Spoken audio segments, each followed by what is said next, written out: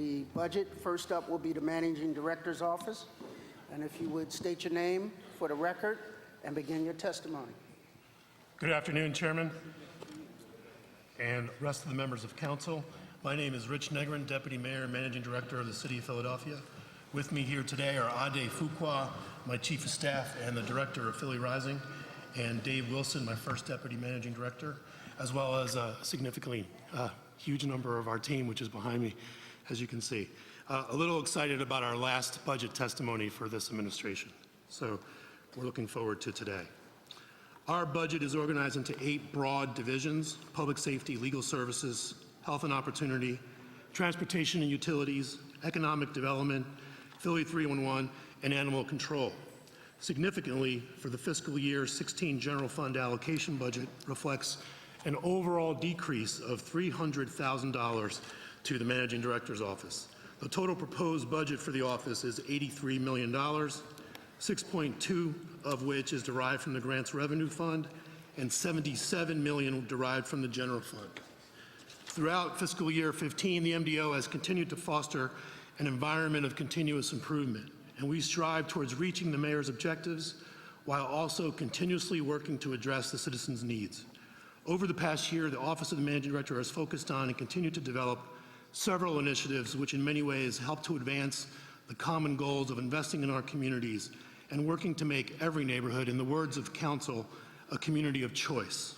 For example, Philly 311 has tested and launched a new customer relationship management system, CRM, that uses state-of-the-art technology to improve internal operations and processing times. Under the leadership of Rosetta Liu, Rosetta, please raise your hand.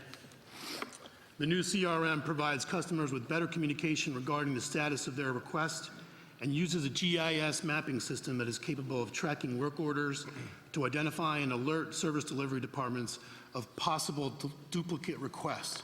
It is a cloud-based platform with great potential that will make it easier for citizens to connect with city government.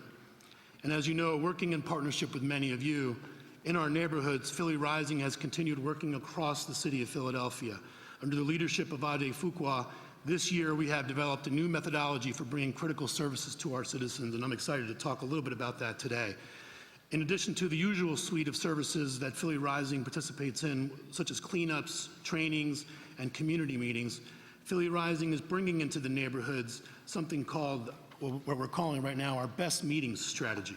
We are reimagining the public meeting and developing a strategy that is tech-enabled, creating action-oriented meetings where residents can receive services from city services and learn about benefits such as tax rebates for seniors, and personally submit service requests in real time, as well as learning about all our other federal and local benefits all at once. I know from watching, COE was here earlier today, and she talked about many of those efforts. We're partnering with COE on many of these initiatives, as well as Benefits Data Trust. But the purpose here is to help our citizens become aware of not just the opportunities in terms of connecting with their government and improve quality of life, but to be aware of benefits, and to also, one of the exciting things we're doing is developing a workforce development aspect where in those public meetings we're making individuals aware of job opportunities with the city. So highlighting job openings, talking about our civil service system, giving them job training and support around not only where our key spots are, but how to do the resumes, how to do some interview training to get them to be work ready and to develop a pipeline into city jobs. So we're taking that directly into the community through that best meeting strategy. So it's not just the one and done kind of creating a website and letting folks know about things. We're actually going into the community that are the neediest and letting them know about those opportunities in a way that I think makes sense and is a long time coming. This approach is reimagining the public meeting. We're really excited about that, and will allow us to better serve our citizens on the spot in real time. And I'm excited to say that for those of you who don't necessarily have a number of Philly Rising neighborhoods in their communities, the best meeting strategy is outside of the Philly Rising neighborhood itself. So you don't need to have a Philly Rising community in order to have and plan for a best meetings strategy inside of your area, which is really important, and a way for us to ensure that we touch the entire city, not just our most needed neighborhoods. I'd like to talk briefly about the Center of Excellence under the leadership of Jackie Linton. Jackie, raise your hand. Where are you? There she is.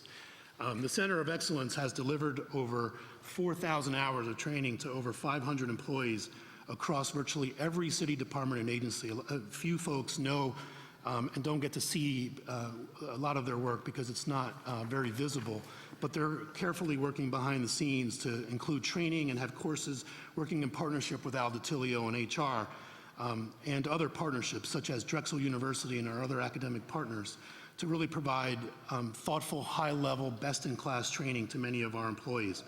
Additionally, the Center of Excellence has completed over 30 internal consulting engagements with city departments on topics including but not limited to specific strategic planning, change management, organizational development, performance management, as well as project management. So we're doing, we've literally trained thousands and thousands of employees in Philadelphia in those sort of core competencies that are required for sound management and leadership.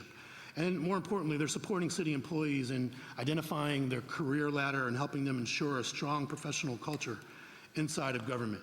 Jackie estimates, and this is one of those numbers that I'm incredibly proud of, that because of this effort in the Center of Excellence, they have realized more than a $3.5 million savings to the city overall in dollars that would have been spent on outside consultants that are being done by her team. I want to talk briefly about animal control under the leadership of Sue Cosby, but I want to identify, Sue couldn't be here today. Ed Fritz, just raise your hand if you don't mind, and Tara Shinecki. The MDO, through them and with the leadership of Dave, who's at my side, oversees animal control. And we have a pretty, I think, special story to tell about animal control in the city of Philadelphia, including with a lot of help from members of council who have served on the advisory committee. Animal control has had record-breaking success driving Philadelphia's animal shelter euthanasia rate to its lowest in recorded history for calendar year 2014 and a 29% decrease from the previous year. That's pretty incredible. Let's give them a round of applause for that. I think that's really special. If you don't mind. In fiscal year 15, they are on pace to match the numbers from the previous year and to maintain these gains. Additionally, through a partnership with PetSmart Charities, animal control has seen adoptions hit a 6-year high with over 8,200 placements in fiscal year 14, a trend that is also expected to continue into the current fiscal year. And now, the last group before I close that I want to acknowledge, there's a lot of work that's done in the Managing Director's office that is not very visible. And there are a lot of dedicated public servants working behind the scenes. And I'm going to ask this team to stand up and receive some special recognition. And I'm going to say a few things about them as I do that. I'm going to ask our special events team to all stand up, please, under the leadership of Giselle Jones and the entire team.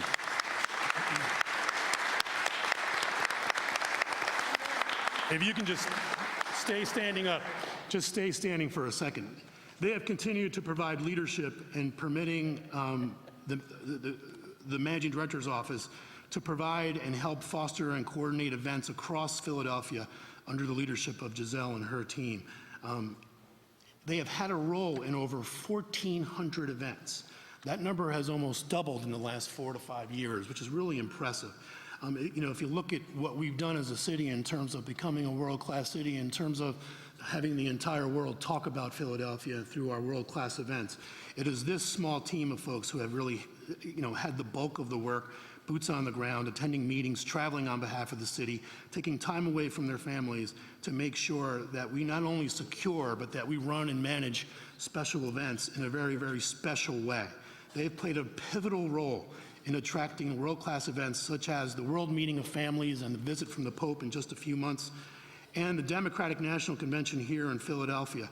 And I want to say, and we haven't said it publicly in a huge way, so I wanted to do it now and embarrass all of them, but they won an incredibly prestigious award that we don't know a whole lot about here in Philadelphia, but that internationally is a great award called the International Festival and Events Award that typically goes to amazing cities like Paris, and Amsterdam and other huge, great travel destinations. Philadelphia won that award last year because of this team, and I want to recognize them for all their hard work.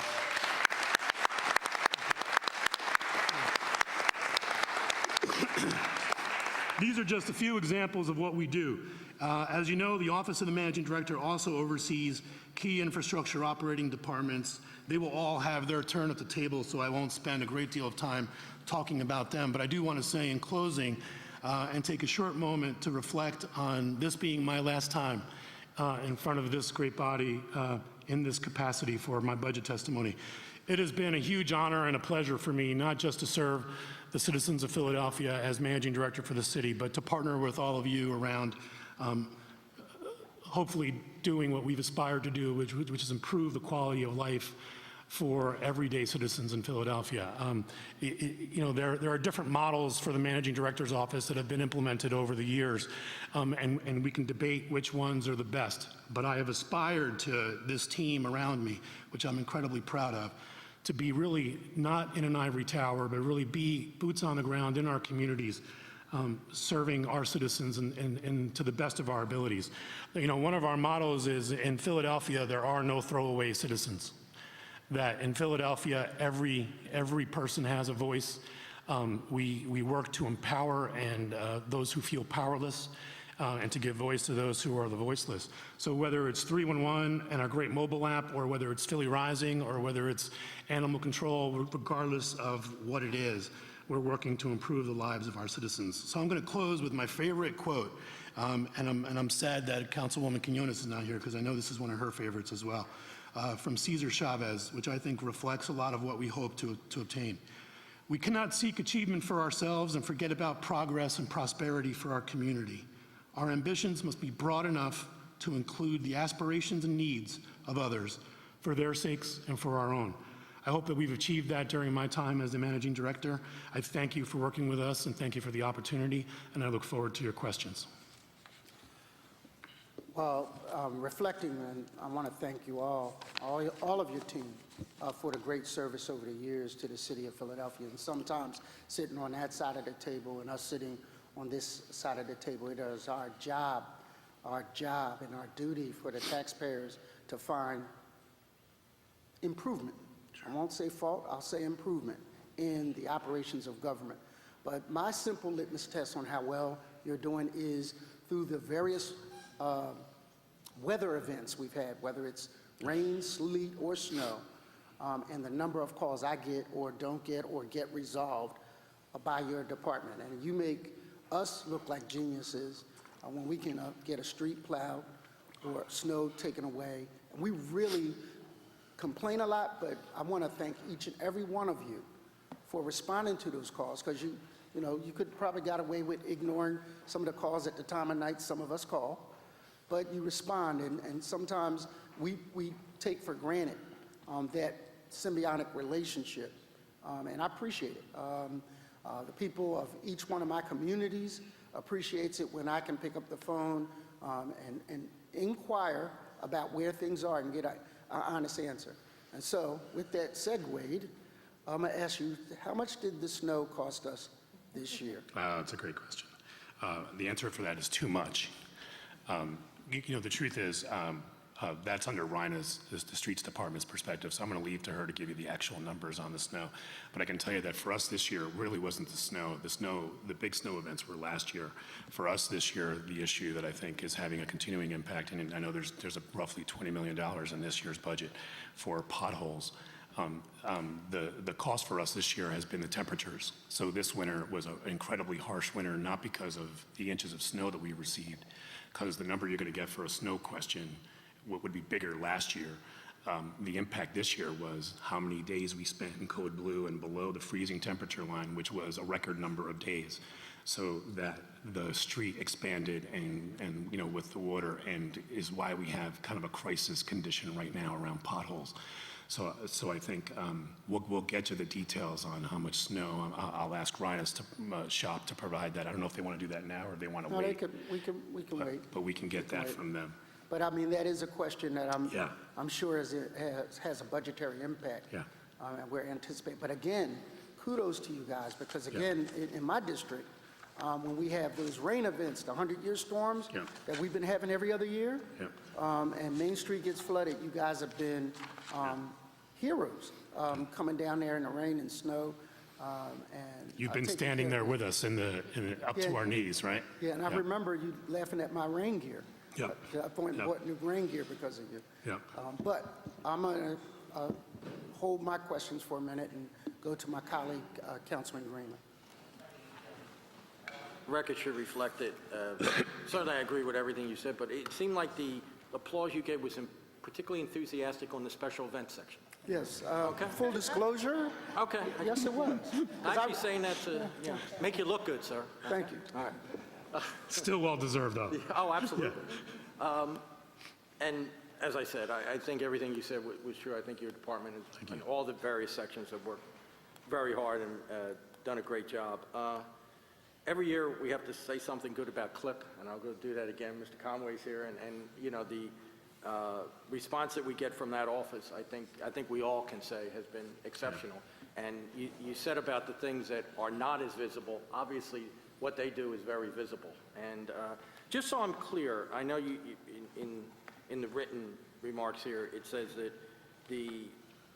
it operates as far as the external property maintenance issues just in the Northeast and Northwest. Are the other parts of the program, they pretty much citywide, or how's that work? You want to talk about it? Yeah, the answer to that is yes, but I'll let Tommy give you the detail. I know he really wanted to come up and speak. He does. That's why he wore his jacket, just for that. My name is Thomas Conway, Deputy Managing Director. Pull the mic a little closer, sir. The majority of the CLIP programs are citywide for graffiti abatement teams, citywide program. The majority of vacant lots are in West and North Philadelphia. We have 7 abatement crews to handle those complaints. And with regards to the exterior property maintenance, which is in Northeast and Northwest, there's actually only 2 abatement crews that handle all that. The reason being there's roughly 73% compliance rate once somebody receives a violation, which is good news. So the people are compliant once they receive a violation notice. Community partnership program, citywide, as well as a community service program. Now, have the violation notices come down because of your kind of reputation precedes you a little bit? Well, well, once They know you're coming? yeah, they don't fool around with the CLIP logo on there. But basically, what happens is once we get compliance, this is why we're able to expand in the Northwest section, because the Northeast has been probably for like 12 years now, I think, in Northeast Philadelphia, and we expanded to Northwest probably a couple years ago. But as the compliance rate continues to rise, we will expand, so more violations will continuously be written because we're going to the new areas where we haven't been before. Okay, great. Again, thanks for everything you do. If I could just ask one more question, maybe Ms. Lou can answer this. On this new program that's being spun out on 311, could you just go a little bit in like the improvements that will result in?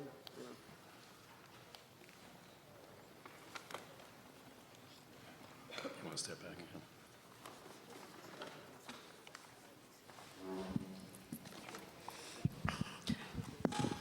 Oops. Can you get it? Thanks. Good afternoon. I'm Rosetta Carrington-Liu, 301 Contact Center Director.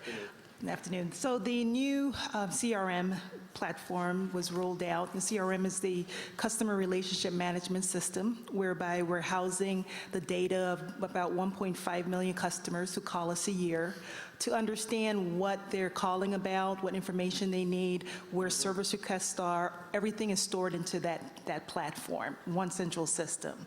The benefits of moving onto that platform is, A, we now have a way for the agents to quickly identify information and identify them accurately. The information that is placed into the system, it's not owned by the 301 operation itself. So with this systems, it gives us a very good way for us to partner with the departments. That information can quickly be accessed by customers. Secondly, it really gives us an ability to connect to our customers.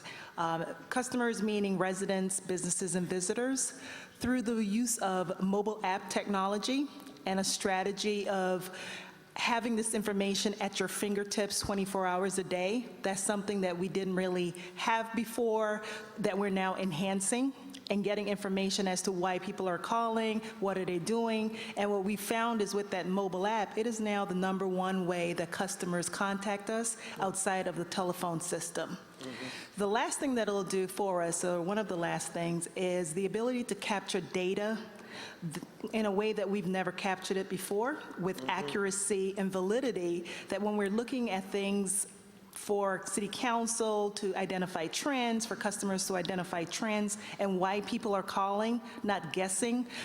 This system is able to do that very quickly through the use of dashboards and, again, mobile applications. So you can make decisions at your fingertips. That is across the board, but it's a pretty good reflection of what's going on in the community. Okay. Now, just would that result also in the problems being dealt with quicker, or is that? Correct. Yeah. So 301 is just not an operation by itself. In order for us to be successful, we have to work as a team. So what we're working now is with the departments to identify processes that needs to be re-engineered. You know, we went in with maybe processes that were good back, a couple years ago, that now with technology we can improve the effectiveness and efficiencies of that. Departments are looking at ways that they can use technology to quickly respond to customers. And we are also, as part of this process, working with the departments to make sure the information the customer receives from their department is user-friendly, meaning that it means something. Instead of saying unfounded, it'll give some more information as to what that means. Glad you mentioned that, because Okay. that was something that always, I think, bothered a lot of us, that whole unfounded. Correct. And with the previous system, we had some issues of scalability and our ability to perform those tasks. And with this new platform, it's very agile and we can easily do that. Okay. Thank you. Thank you very much. Thank you, Mr. President. You're welcome. You're welcome, sir. Real quick, municipal marketing. Sure. I don't know if that came up while I was gone, but. No, it did not. Okay, you know the spiel. Yeah. Where are we at? Where's my, Come on up, Edward. I'm going to ask the project manager, Edward Garcia, is here to give you a short update. I know the project. sitting in for Ms. Stitt? She's here too, if we want her. But I've asked Edward, who is managing the project. There's a Where's Ms. Stitt dashboard. at? Yeah, there she is. Yeah. She's made a lot of promises in her former capacity. I just want to make sure that that's transferred over to the new guy. President.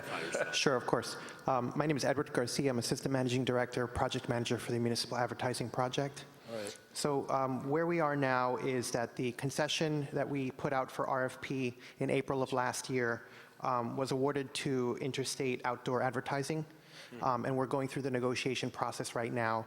We had our first meeting with them and their lawyers, with the city's legal team, as well as the Department of Public Property and Procurement, and that meeting went very well. So there doesn't seem to be, at this point, any large hurdles to us getting the contract in place, but we're just working out the small details.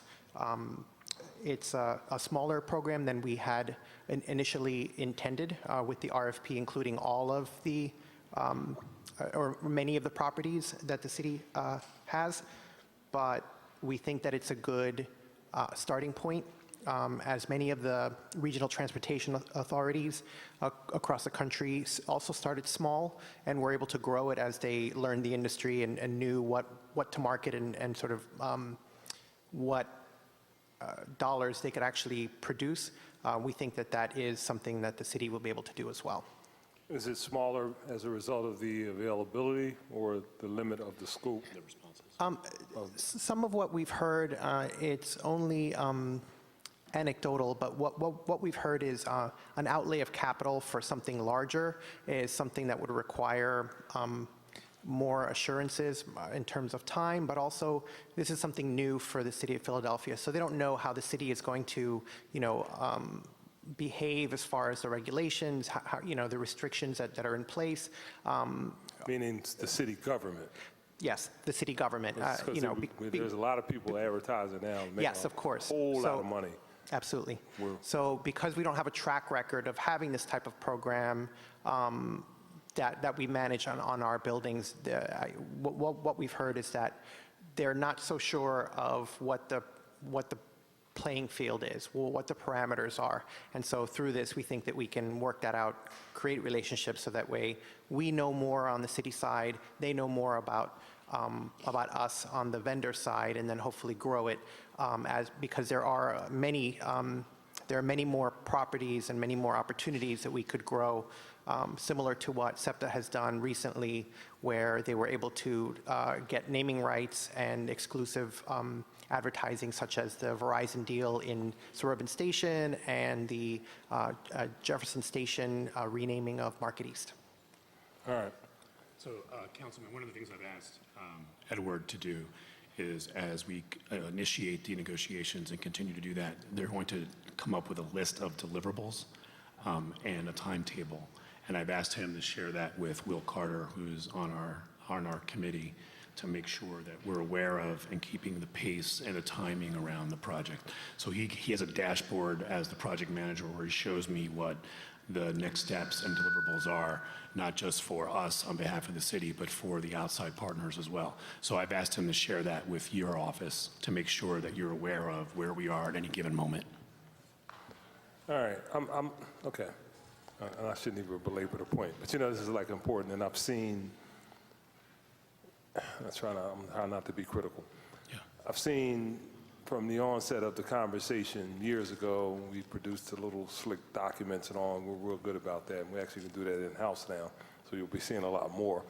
I've seen an expansion of SEPTA's opportunities, significant opportunities. I think they just recently signed a $160 million contract, and now they're doing naming rights with stations, and now council passed an ordinance that allowed these urban experiential design developments that will be digital signage on these statues or whatever they'll end up being. And we're still wrestling with whether or not, from a regulatory standpoint, we can accommodate the needs of the industry.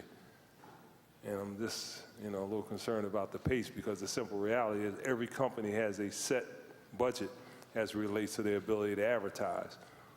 So it's not like it's just endless opportunities for advertisement.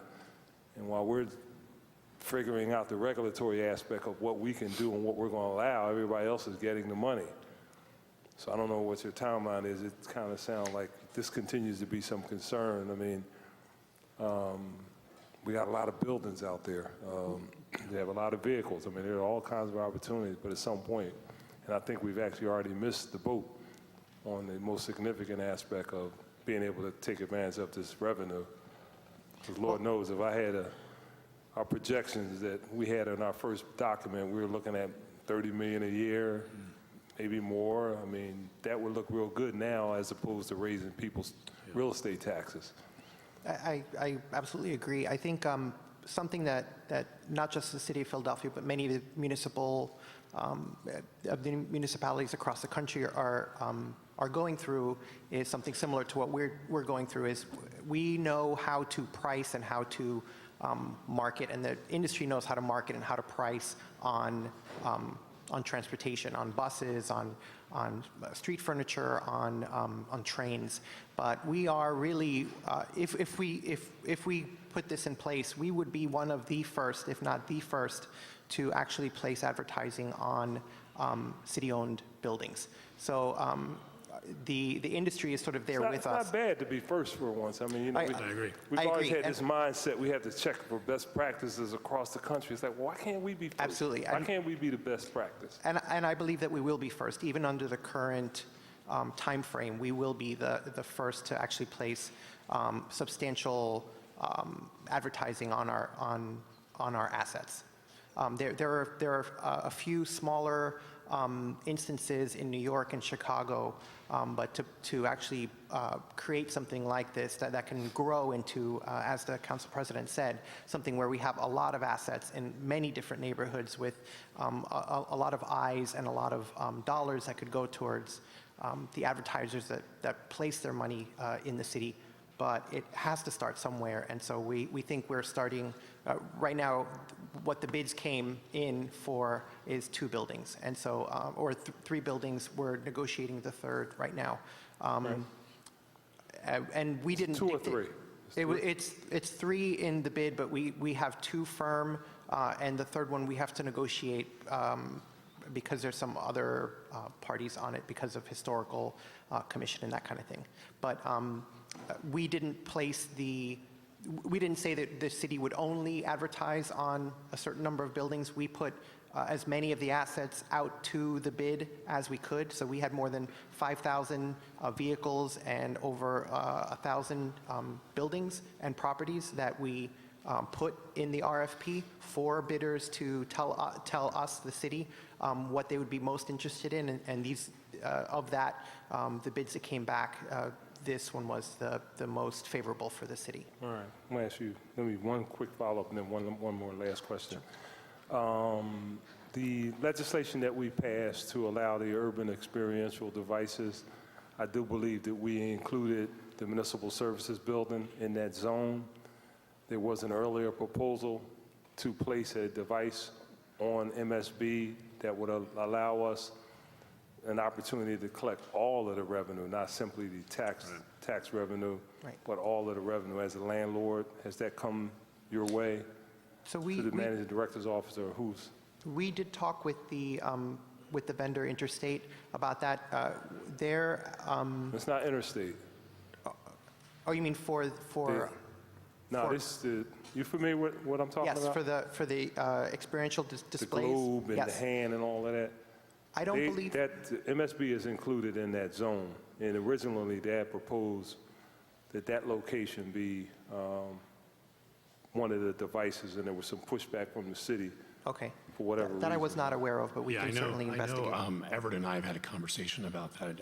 I don't know that there's a final position on behalf of the administration, but I would turn to the mayor's office on where they stand on that issue. I know I am open to the conversation, which is why MSB is obviously a part of this conversation, to municipal advertising on MSB as a concept. We agree to that. I think how that's done and some of the details around that, I think, are going to have to come out of the mayor's office as they take a position on what you're talking about. Okay, thank you. Yeah.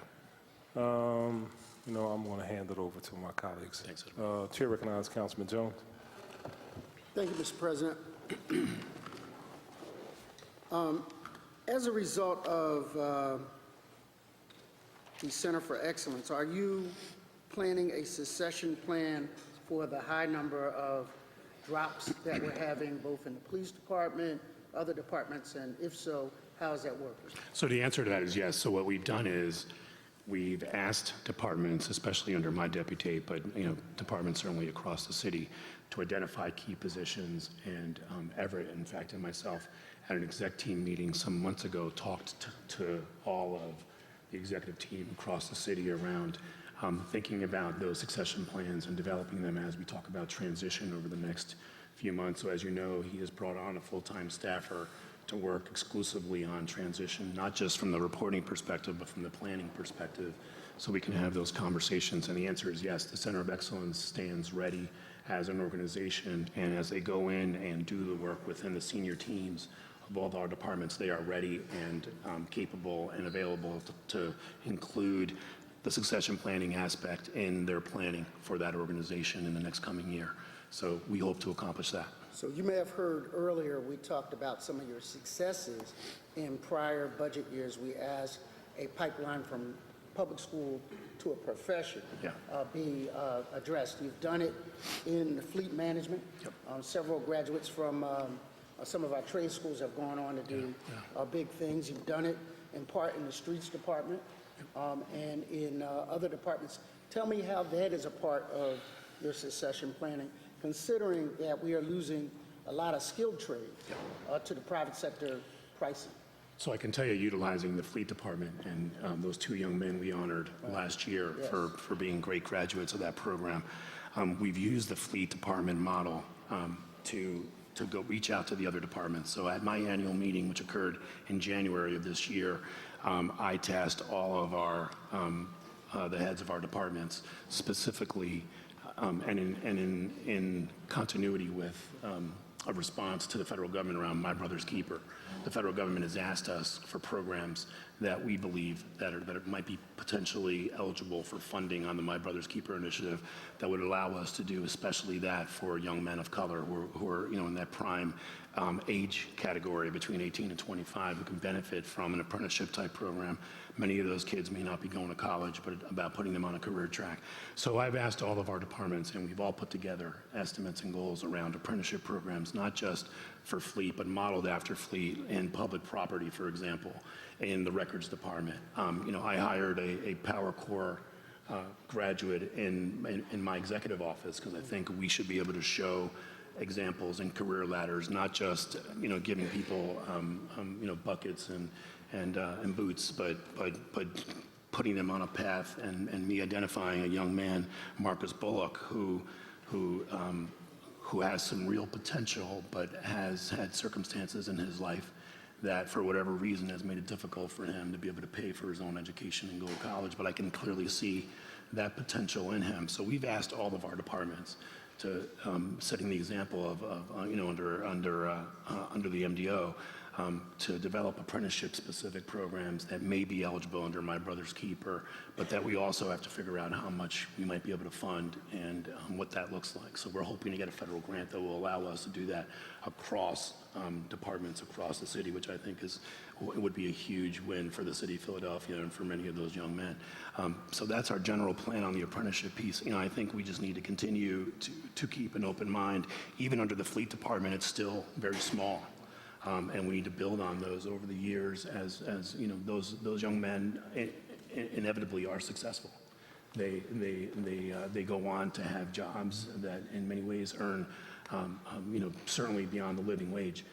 So the goal there is to continue that as a pipeline. Part of what we're doing around the Philly Rising Best Meetings concept is identifying those young people in the community who are showing up to those meetings who are saying, Mr. Negrin, I need a job.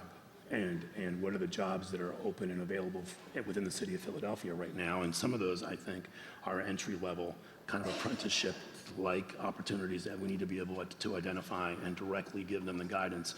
And the person doing that for us is, under Al DiTilio's shop, is Benny Ruth, formerly of Philly Rising, who did that for the Army for 20 years in terms of recruiting and doing some workforce development, and is doing that now for the city of Philadelphia. So we hope to do that better and better. So I'm going to hold you to it and ask that you look at the income inequality chart as one of the priorities for this body, and to say that your fire academy, we love. Your Explorer program by the police department, we love.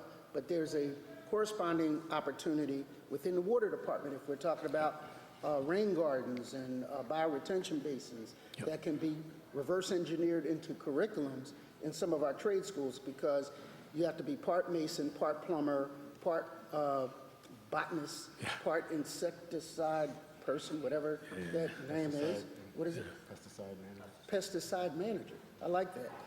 And those are probably living wages. If we can reverse some of that into a curriculum from a high school to a real job, I think we impact some of the other tough areas within our social service network.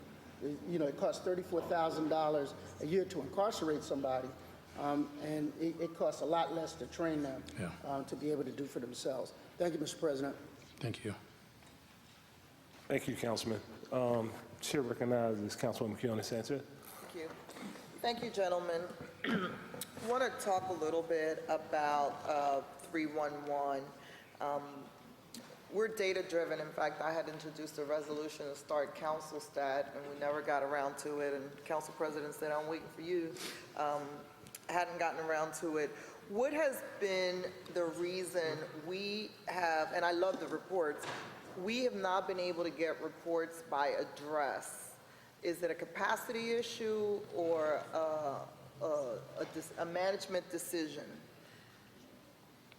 So can you just clarify your question? What exactly are you looking for? The 311 data. So one of the challenges for us is always trying to find the correlation between your 311 service request and the stuff we get into the office. Right.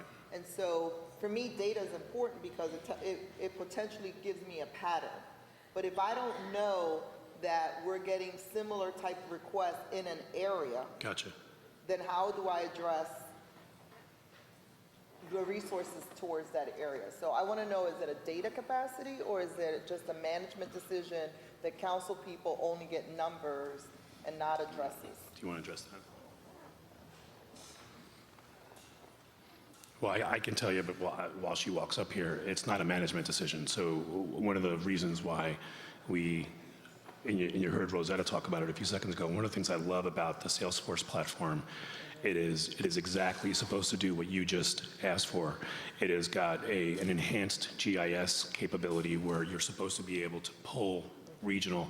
One of the things I do before I go to a community meeting is pull some of the 311 calls that are coming in. What types are they?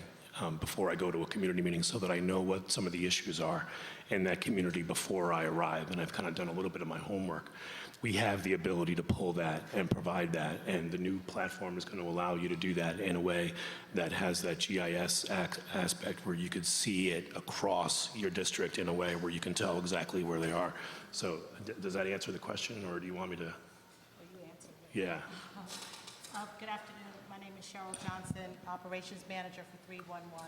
So as Rich was mentioning, with the new system, that capability does exist. With our prior system, we did not have that capability because there was no GIS mapping. So, sure. Just lean forward a little bit. Better? Okay. So with our new system, we will have the capability of doing that, and in the coming weeks, you should be starting to see some of that very data that you are interested in seeing, that is by geographical, that you'll be able to see that information. So we will, Will we have access to it? okay, will you have? Because just like Rich, I mean, my office has to do the same Right. thing as I'm preparing Has to for a require. community meeting. Right. And to me, I think, again, to have all that data and not have it deciphered where we're going to a community area to say, this is an area that has a lot of tree issues. It has a lot of this issues. What is our response time? What's pending? What's pipeline? Right. So one of the things that we'll be doing is coming around and meeting with each council office to determine what your particular needs are, and then to set up the reports for you accordingly so that you will have the ability to run it, you refresh it, and you get current data all of the time. So that is something that is coming. Part of what needs to happen is, and that's just because of timing, the system rolled out, finalized just literally a month and a half ago. So we're going to brief you in more detail on exactly what it does and actually show it to you. So we haven't had a chance to do that yet, but you'll get a chance to see that and then be able to tell us what works for you, what doesn't, and how you like to receive information. One of the things that we're talking about with Tim Wisniewski, our sort of chief open data officer, is not only do we make this information specifically and specially available to you and other stakeholders, but whether we make this part of our open data effort and make that information available in general so folks can use it, create apps, and communicate that information in a way that's good for the public. So it's part Yeah, of the I mean, for conversation. me, it's supposed to be a budget tool. Yeah. The reason to have the data is so that we can sit here and know that if a streets department is asking me for a certain amount of money for potholes, that what's my pothole pipeline? Yeah. And we have not had the ability to do that. Recently, we had a hearing to talk about trees, and I know Parks and Rec and folks are coming later.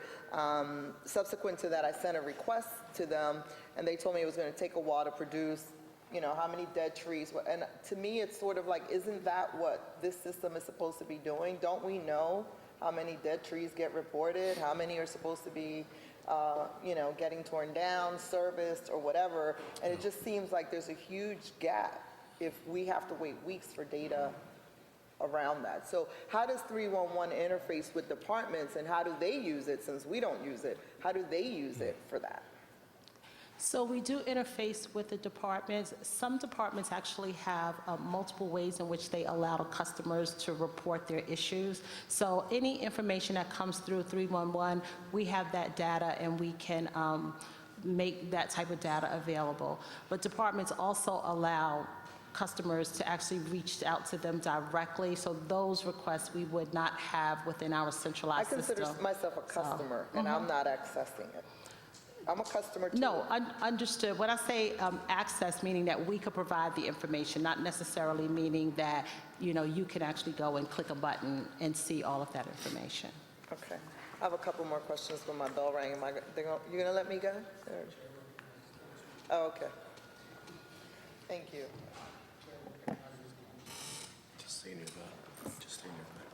Councilwoman Barris. Thank you, Mr. Chairman. Good afternoon. Good afternoon. I just have a couple of really quick questions, and I'm going to come back around in a few minutes. But the first is about traffic notifications. And so, around all the work that is done around special events, when the parkway is closed or when the drive is closed, who does the notification for that, and what's the process? Sure. I know Giselle had to leave, but I can tell you that I know from my experience that they release it both in terms of an email listserv, and they put it on Channel 64, and they also release them to the press and the media so that the media kind of gets the word out. That's the way the process is supposed to work. Sometimes that list and the closures are finalized very late, and there's very short notice sometimes. So is there a minimum amount of notice that's given if there's going to be a major road closure? I know at a minimum they shoot for 48 hours, and sometimes, depending on the event, if it's a larger event, far beyond that, like hopefully 30 days before or more. But I can let Giselle kind of follow up with you and give you some detail on that. Okay. Well, let me ask you while I have you here. So you said it's Channel 64 Yeah. and also on the webpage. Webpage, social media, Channel 64, and a press release. We actually send the information to KYW and all the news stations so that they can report on those closures. Right. Is there an opportunity if there's an individual citizen or citizens who live in an area that are regularly affected by these sort of closures that they could be on some sort of listserv or somehow get the information directly from you rather than Yes. seeking it out? That they could Absolutely. actually, so they could contact the MDO's office and they could be put on some sort of list or whatever, and that way, whenever there is some sort of closing that would impact their area, they would be notified directly instead of having to sort of seek out the information. Yes. Yes, okay, great. And, He's sitting there in the white shirt nodding his head up and down, and Robert Allen, he's the one who... is that, Yeah, that's okay, him. so Robert, we're going to Exactly. talk. Exactly. All right, and so the other question I have for you, really briefly, is just on ACCT. And so I noticed that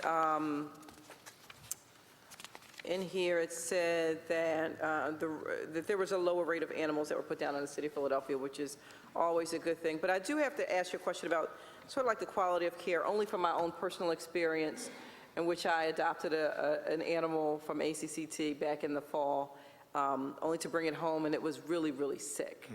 And so, I just want to put that out there. I don't know if you have the answer to that right now, but just to be aware that, when we put an animal into someone's home, and then an animal, goes and, was a little bit maybe mildly sick when they go, and then, over the next course of a few days ended up costing me several $100s in care. Not that I wouldn't have adopted the animal anyway, but I'm just thinking about for those who may not be able to afford the care, you think you're doing something good by rescuing a pet, and then you bring home a substantial cost that you're not expecting, in doing that. So I just wanted to put that out there. I don't know if you have any comment about that.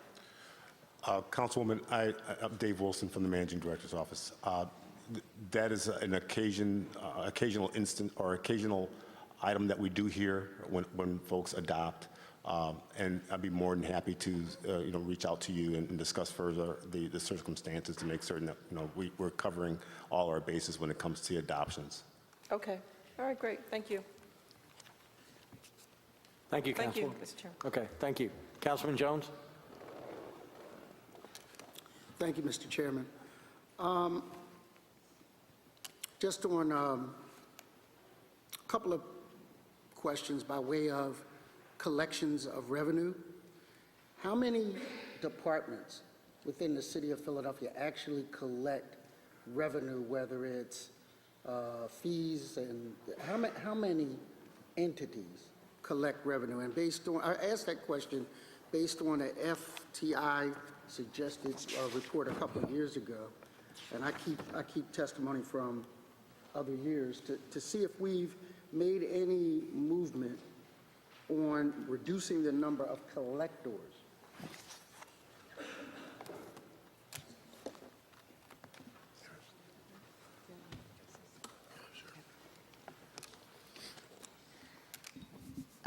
Rebecca Reinhardt, Budget Director.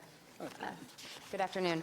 So to address your question, the general structure in terms of departments collecting revenue has not changed.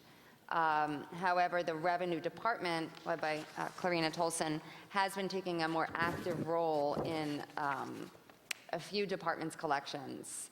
And actually, I would say that the Revenue Department took over the streets commercial trash collection fee, the collection of the commercial trash fee. They took that over, and then the Revenue Department is also working with the Fire Department on EMS and a few other departments. So the Revenue Department is taking a more active role in the other departments' collections to get collections up. So the question is, do you happen to know how many entities within the city of Philadelphia collect fees? I don't know offhand. I would have to count up the departments. It's pretty easy to get it to you. But Give me a rough guess. 20? Are we above or below a dozen? Roughly a third. Yeah, like 20 of 30? them maybe? Yeah, 20? 20, so, All right, so, and according to the report, some are more aggressive than others. I happened to, a couple of years back, go up to a department in Harrisburg where they were renowned for their collection activity. And they were touted as the best. And that gentleman went on to do some other things. He's now Governor Wolf. But they cited how they did it, and it was that they kept it all in one department, kind of picked on different segments from time to time to send a scare into them and then ferret out tax delinquent individuals. I was thinking that if there was and not even if it was one department, but there was one entity that kept the strategy on who we're going to go after. Is this a big enough revenue opportunity for us to invest some collection efforts in and to look at those varying segments of the continuum of collection to make sense? And is anybody looking at that strategy? I believe, the Revenue Department is leading efforts to work with the departments that collect to better collection and also to increase delinquent collections and look at so I think when revenue comes up for their hearing, Clarina can definitely address what their group is doing towards that, because I think there is some revenue that could be collected, some delinquent revenue. But in your strategy, MDO, do you kind of look at that as a subset of questioning whether, if it's 20 departments, do you say, and oh, by the way, how are you doing on collections, and how much is that in? So I think there's really two issues. I think first there's the revenue question of how you take in dollars, period, before you get into a collection phase. So one of the things that we're doing in partnership with not just 311, but Rosetta in her capacity as a customer service officer is helping our departments manage some of that process better overall so that we're taking in dollars in a better way and more efficiently and being more global around developing customer service plans for all of our departments. That's part of what her core mission is to do in that role as Chief Customer Service Officer for the city. So that's sort of the initial revenue intake piece. The other piece that I think you're really talking about is the collection piece that is around bad debt, going out and getting some bad debt. And we've just started to take steps, and I think Rebecca mentioned the emergency, the EMS side is a great example. You've got folks who their core competency in what they do is provide emergency services. They're not really a collection agency per se. So we're looking broadly, and really that's being managed really out of revenue and the mayor's office working in partnership out of Everett's work as chief of staff around making sure that we're professionalizing and looking more broadly around collections in general so that we professionalize how we do that and don't have people who have a real day job doing the collections in them, because it is a unique, special expertise. And I know that, I don't know the exact number, but we increased the number of lawyers from the law department who are specifically embedded inside of revenue to help on those collection efforts after the FTI consulting report. So those efforts are just getting started. We're not where we need to be. That's a fair answer. I just wanted give it its genesis of birth was with the freshman 15, which is a blast from the past. We found, Mr. Chairman, that there were actual physical checks that were being delivered that were a year old. That were a year old. Somebody really tried to pay their obligation to the city. So to your credit, many of those processes were electronic.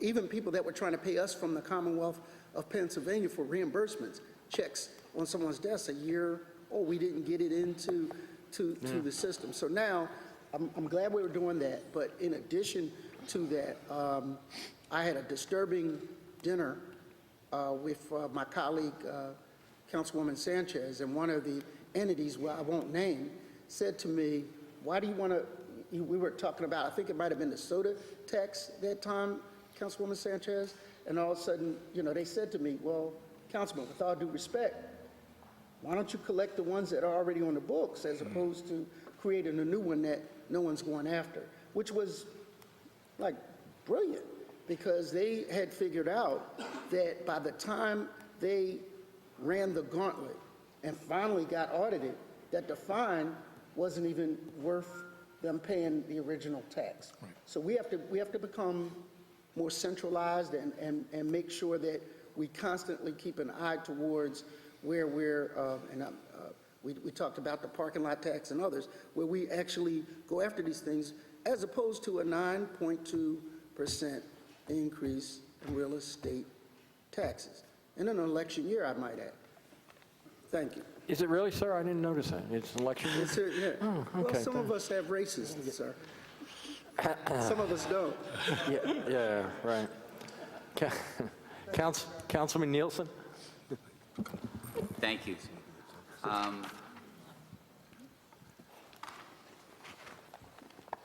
I'd like you to go to your flow chart, if you would, for a moment, your organizational chart. You just got that? I have a question about something on that chart to start with. Section 41, page 1.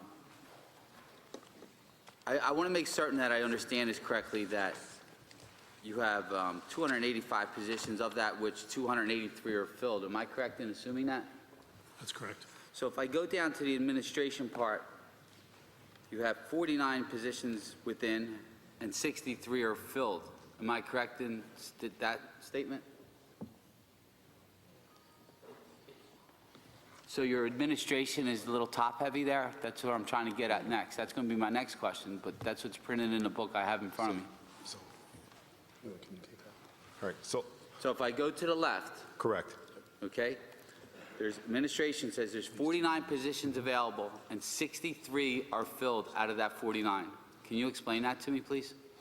How that happens? The 49 number, the number on the left, is the filled number of positions for 15. For the numbers on the right, 63 is what's budgeted or what's being requested for FY16. Oh, so we're looking to put on more administration on next year? Then I'm okay, I understand that. So then I'm going to go to the question I've been asking everybody. If you had to make 9% non-personnel cuts in your department, where would you make it? Yeah, I'll answer that question. I mean, I think That'd be great. if you look at our budget, and I don't think you were here for the initial part of my testimony. I was listening to it. Great. So then you heard. And I've read your testimony. I submit it. So one of the big things that I think that I want to highlight is that instead of increasing our budget year after year, one of the things that we fight hard to do within the managing director's office is specifically find some of those reductions and some of those efficiencies. So you see our budget request this year is actually $300,000 less than it was last year. I think at the tail end of this administration, when you look at where our big expenses are in the managing director's office, most of those go to the large contracts, which are with nonprofits like the Defender Association, Education Works. Those are things that have, Mural Arts is in there. Those are things that aren't going to go away without having a significant programmatic impact. So the concept that there's a lot of fat left in the budget, in year 8 of an administration where we've just come out of a large recession, is a premise that I just can't accept. I think we've worked really hard to not only reduce our budget year after year, but to do a whole lot more with less. And I think what you're seeing is programs like Philly Rising is a good example. Could be not just, we're going to 25 neighborhoods this year. We could be in 35, 40 neighborhoods making a bigger impact across the city. That's where we need to be headed, not reducing the programmatic impact on quality of life, but actually improving it and doing more for our citizens. And the only way to do that is to tax them? Is that what you're stating? I don't set tax. I want to try and read in Yeah. between the lines here, Yeah. because you're saying you need more. You're doing more with less, but you'd like to have more and expand. And where's your vision on where we get the money for that? Yeah, I'm the wrong guy to talk about taxes. I don't set tax policy for the administration. I understand that. I understand. Where's my your job- vision to get the money for that? I support the administration's position on what we're trying to accomplish in terms of educating our kids. What you've seen over the last 3 years, and this body should be incredibly proud of that because we've done it together in partnership, but the single largest increase of local municipal funding, to the tune of almost $400 million has come out of this body in partnership with the administration. And that is because we know that we have a giant education crisis and a funding crisis that remains. I think what you're hearing from the mayor is one solution to try to address the continuing hole that is there to impact education for our kids. I'm sure as part of your ongoing conversation and dialogue with the administration, that's something that'll be worked out. All right. So we have no waste in the department. So when I look through the budget, and if we turn to section 41, page 15, there's a line in there for $134,000, and it says to be determined various. Can you tell me how I could, as elected official, just write a blank check to something I don't know for $135,000? Give me a So it's- second, we'll pull that up. Section 41, page 15. There's a line says to be determined, $134,214 for various. I don't understand.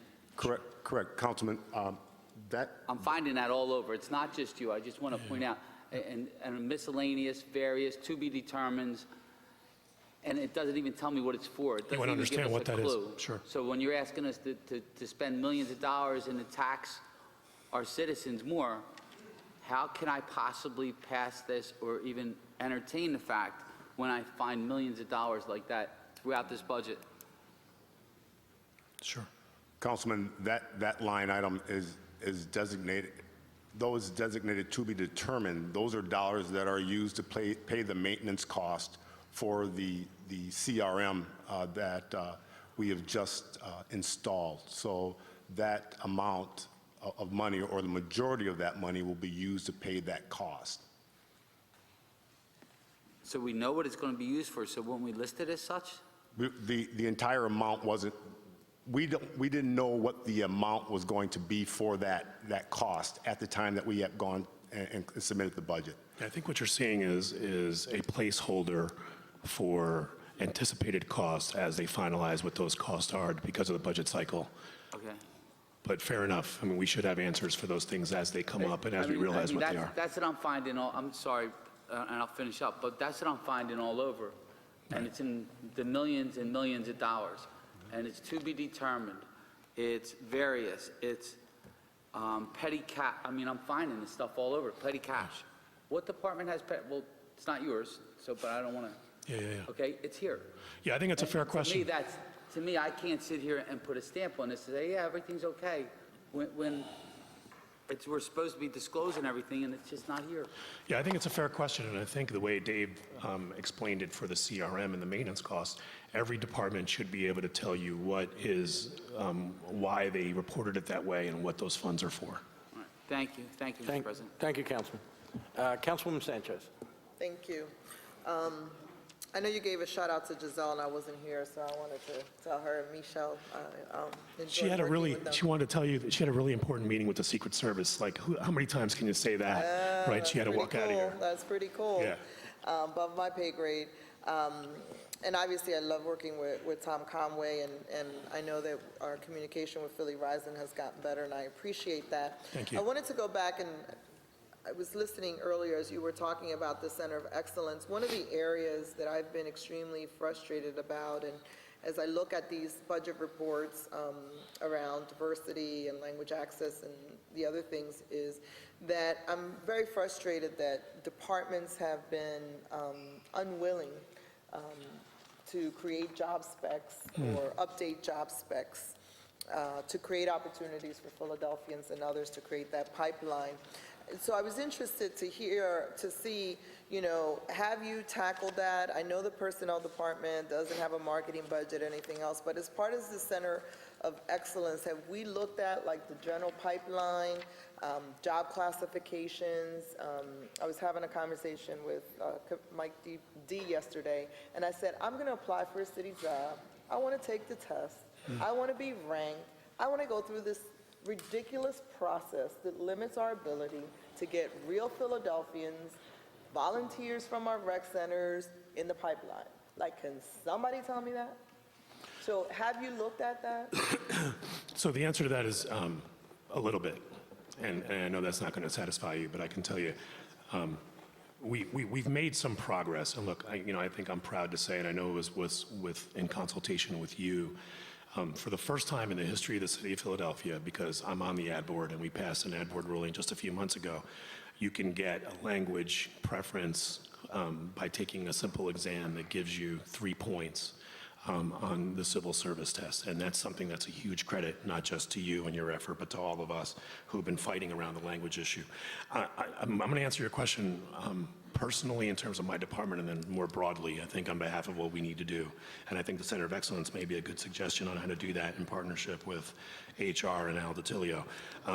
One of the things that I do in my executive team, if you look at our numbers on the diversity side, I'm proud to say that, if there's ever a doubt about whether diversity works, we're 83% diverse in my executive team. And that is a number that I'm incredibly proud of. But I can tell you informally, I apply something called the Rooney Rule. And those of you who are familiar with the NFL know that one of the ways they tried to get more diversity in the head coaching ranks in the NFL was to make sure that every team interviewed a diverse candidate for a head coaching job every time one was open. I informally apply a Rooney Rule for all of my executive positions inside of the MDO. I make sure that I make an effort and that I see women and minorities across the board for every senior executive position that's going on inside of the managing director's office. And then you hire the best person, right? That's the best way to apply that. So we apply that rule, and I think it's a good model. I think everyone inside of their senior teams and all commissioners and all deputy mayors should apply a very similar rule, and I think that would go a long way to making sure their numbers look like ours. On the language access side, I have a personal goal for the folks in the managing director's office. I know we didn't give you any numbers on the number of staff that are bilingual. I believe that number right now is hovering just above probably around 10% of overall staff. I believe, and my personal goal is that should be somewhere around 20% as a city. And I'm not unwelcome to the fact that I think we should set our own personal goals around bilingual numbers within our departments, just like we shoot for numbers around minority participation in our contracts. I'm open to that concept that we should look at goals and targets and try to push for bilingual access. If you look at our departments, like Philly Rising is a good example, and Ade can speak to this if he wants to, we make sure that all of our departments that are especially public-facing have significant bilingual access. So Philly Rising is a team of roughly 12 to 13 people. 7 of them are bilingual. All of the departments that touch the public on a regular basis need to be thinking about those issues. So we have set a little bit of that example and kind of drive that I drive that kind of as part of our hiring decisions when we're especially looking at departments that touch communities that speak different languages. So whether it's using translators or specifically hiring staff, we all need to be doing that. The larger issue is we haven't taken a formal approach as an administration to say we're going to put this at the level of importance that we do minority contracting, for example. And I think that's where we have fallen short and need to build on the work that we've done already to make sure that we're reaching what is really becoming an increasingly more diverse, more bilingual population that is out there, that is sort of, the face of Philadelphia is changing. And government needs to reflect that change and get ahead of it, not be behind it.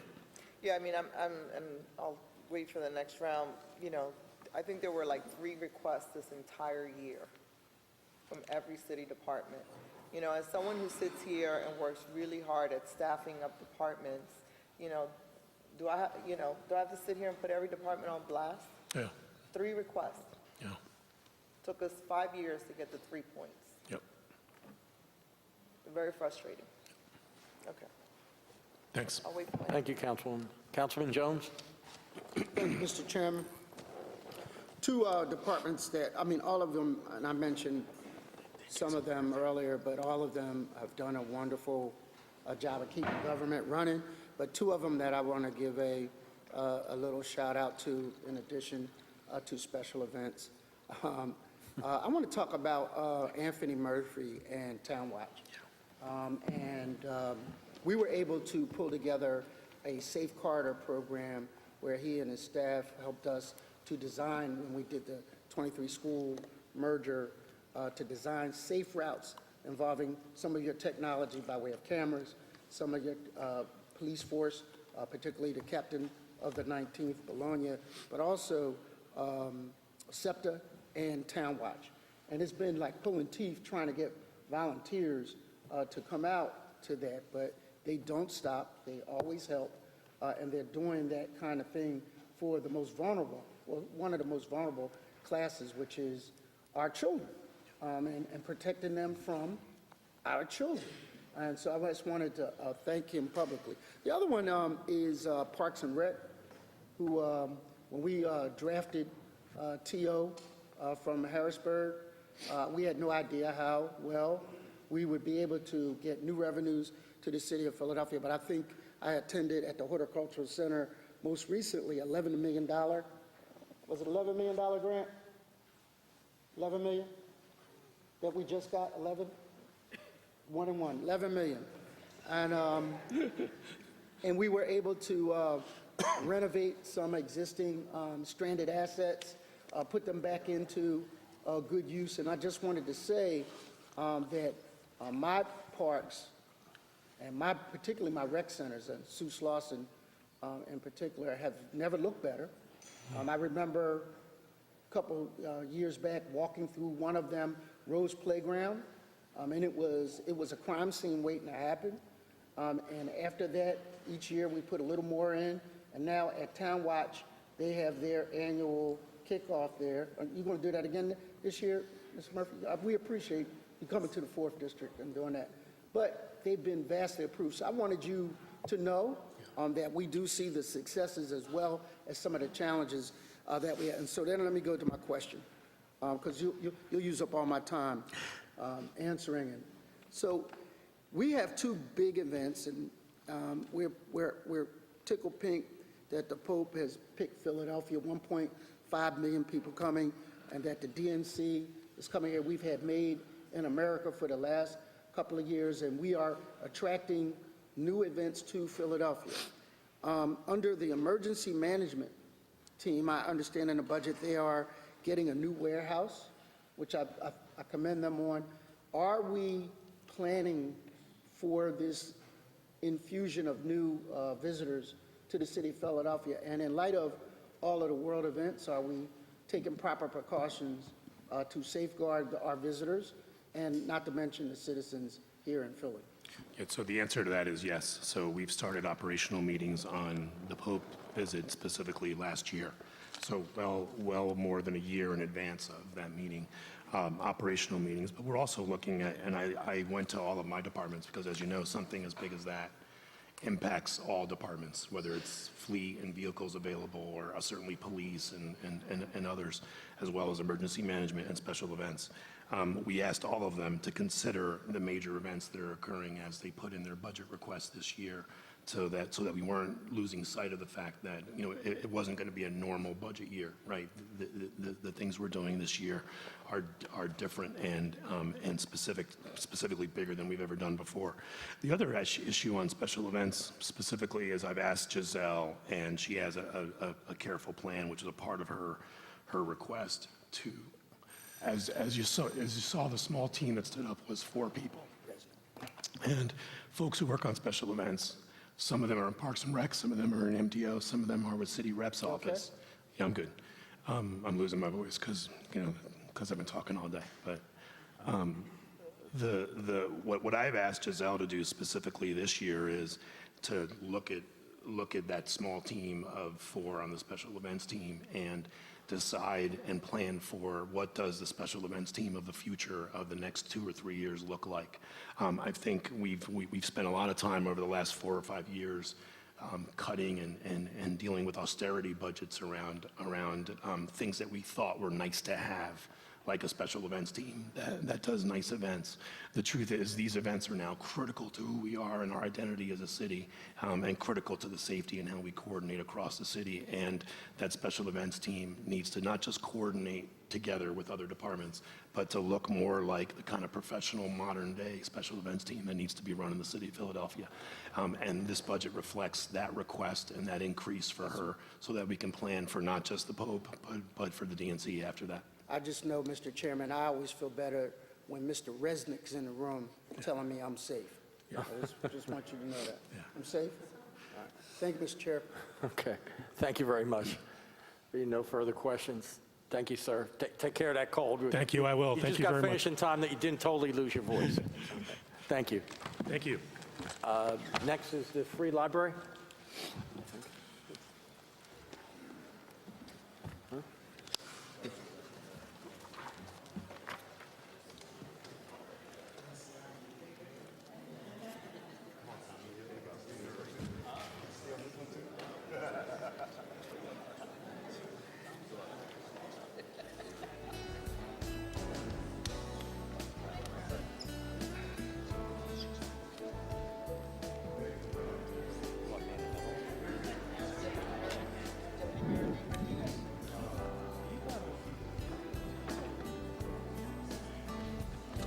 Good afternoon. If I could ask everybody to leave quietly, please, because we're behind schedule. We want to keep moving. Thank you for that nod. Thank you very much. Good afternoon. Good afternoon. Please proceed. Hold on one second. If everybody could leave quietly, please. Thank you. I'm just going to sit on the second. Sir. Yeah. Council President Clark, Interim Council President Greenlee, and members I like of that council. term. I am Robert Heim, Chair of the Board of Trustees of the Free Library of Philadelphia, and thank you for the opportunity to appear before you once again to talk about the Free Library on behalf of the 22 members of the Board of Trustees of the Free Library. I hope you'll indulge me for a few minutes as my tenure is coming to an end to take us back to 2007 and 2008.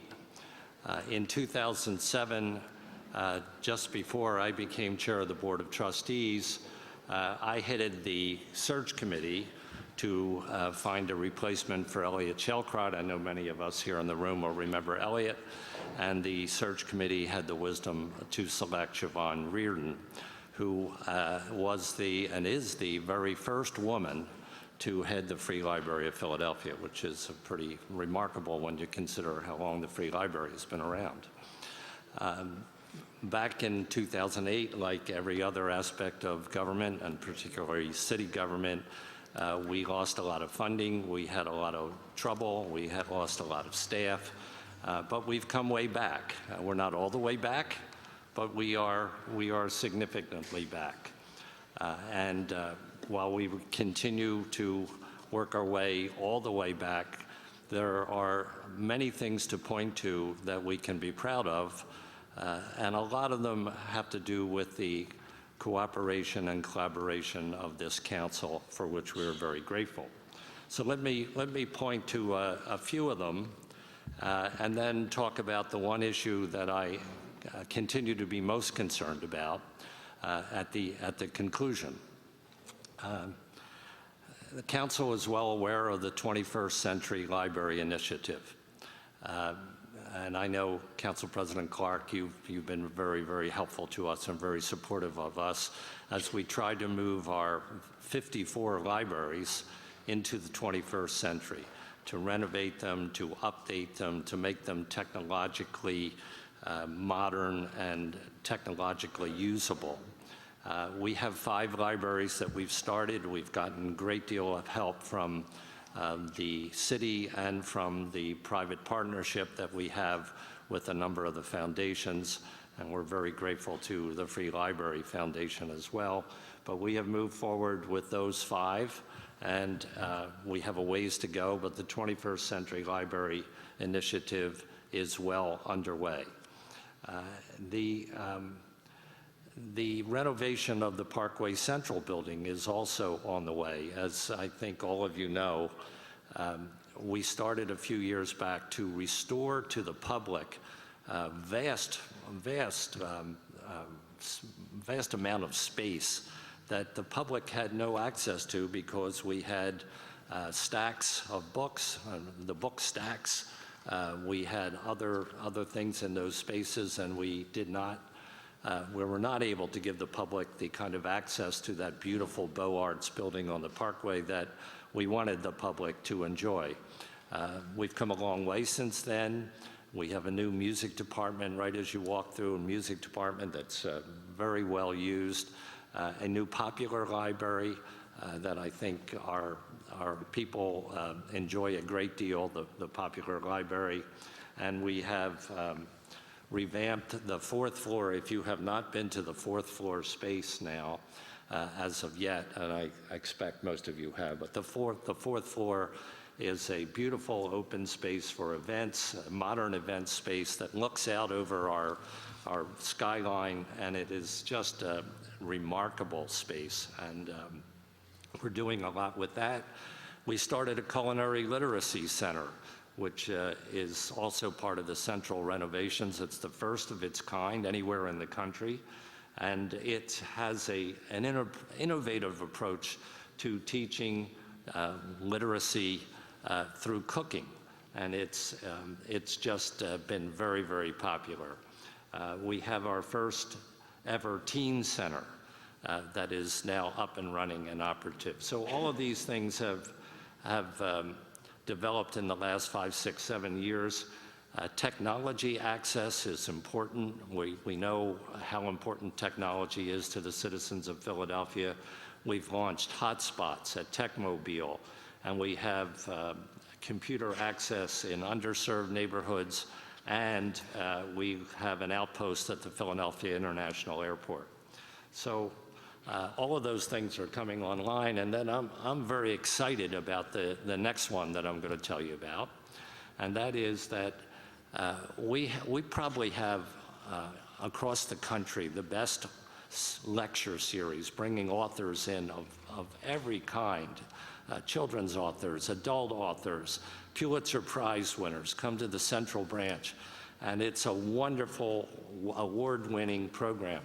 But we are going to be able to soon live stream these author events to some of our neighborhood libraries so that people in the neighborhoods who never get into Center City are going to be able to take their children, take themselves, go to their neighborhood library in the evening, and they will have the ability to see these incredible authors, these wonderful people who they really haven't had that much access to in the past. They're going to be able to go and be part of it. And before we finish, it's going to be interactive. So if there's a young person in a neighborhood or an adult or anyone of interest who has a question for that author, when we get to the question and answer period, he or she will be able to push a button or however they do it, and they will be able to ask a question just as if they were sitting in the audience in the auditorium at the Central Branch. So we're working on that. We did a little bit of a test recently. We have one more test, and then we're going to try to broaden it out. And I think it's very exciting. And equally exciting for us, I think, is that we're back to extended hours. We're back to 6-day service is now available in the majority of our locations. The rest that we don't quite have 6-day service, we're going to hit that mark very soon. And What's going on.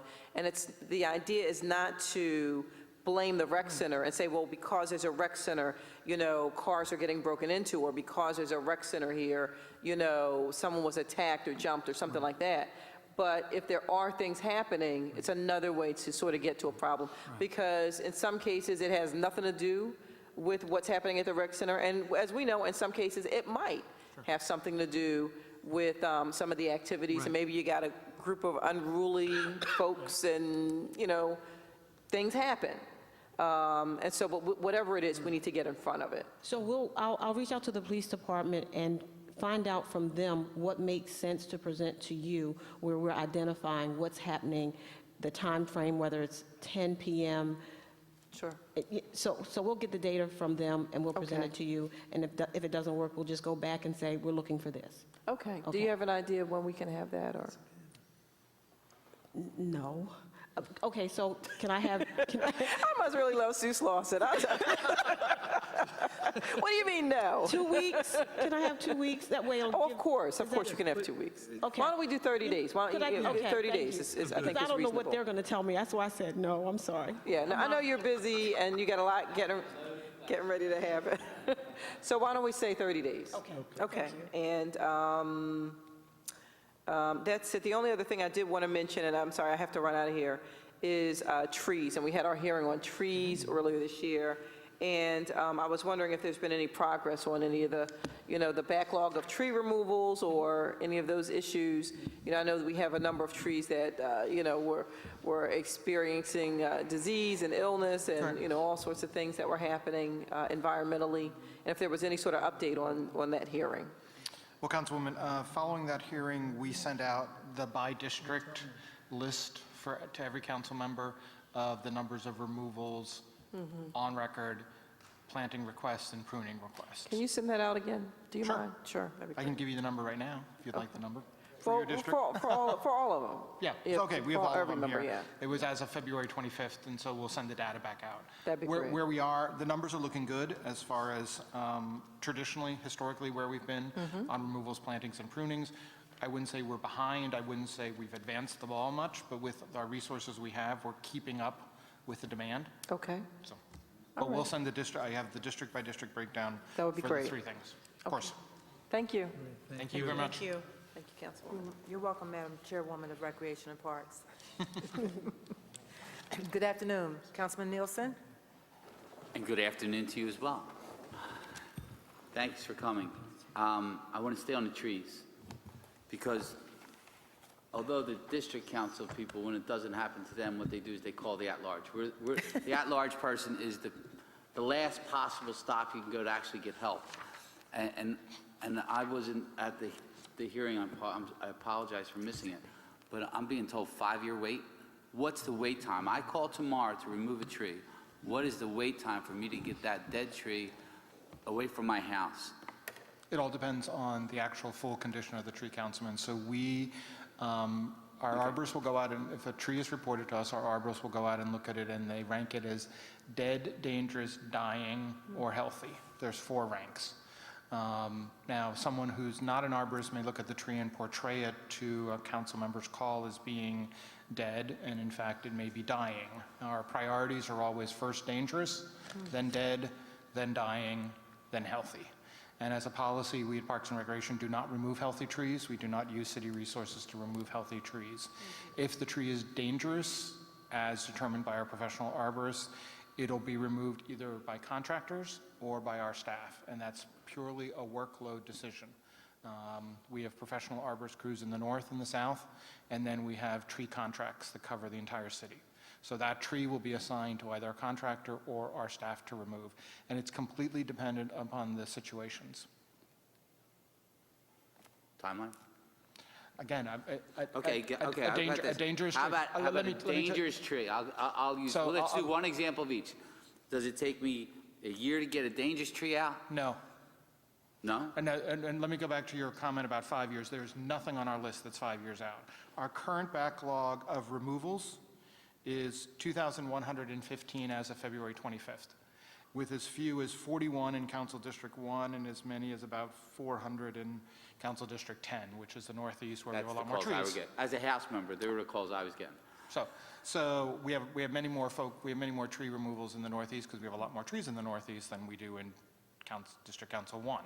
So as of February 25th, there was 2,115 trees on our list for removal. Now, not all of those were dangerous.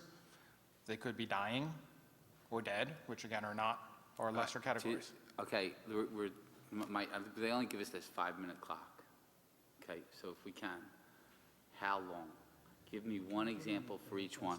Does it take me 2 years to get rid of a dead tree? No. Does it take me 3 years to get rid of a dying tree? Or No. can I get it done in a month? If I call your office, I'll have, or You a can, again, constituent- Councilman, every tree is evaluated on a different basis. So if you give me any council member, and I've done this with all the council members, I've been doing this for over 10 years now. If you give me an address, I can tell you the condition of that tree, I can tell you the size of it, the condition of it, the nature of the reason it died, and I can tell you when it'll be removed. Do you But I want me to can't- give you the angle of the lien as well? No, all you have to do is this give me an address, I'm So- asking, there's a backlog. correct? Okay. The total backlog will take us about a year and a half to Thank you. get the backlog. Thank you. Thank you. But Year again, and a it's half. not going to take us a year and a half to get to a dangerous tree. I understand that. That's why I asked for like maybe one of each. A dangerous tree, if it's dying, it's someone's in danger, I'm sure you're going to get a contractor right out there. Correct. To make certain. I agree with that. I understand that. So that could be 30 days, 10 days, whatever it is but I'm just trying to get a feel and an idea. Because I live up in the Northeast, as you're aware. And I get the calls constantly, daily. And I don't want to break on you, but here I'm looking at your budget, and we're 2,000 trees behind, and there's not $1 more in your budget to remove more trees, from what I'm looking at. Well, Am I we use correct in both, stating that? we use both operating and capital dollars to remove trees. So you can't look at it just our operating budget and see the total we spend on tree removal. Because capital dollars can be used to remove trees as long as we are planting trees in the same zip code, not in the same location. So folks want trees removed, but they don't necessarily want a tree back, but we find some other place in that zip code to plant trees. So our total budget for tree removal is not what you're seeing in our operating budget, because it's augmented by our capital budget, and then it's often augmented by different grants we receive.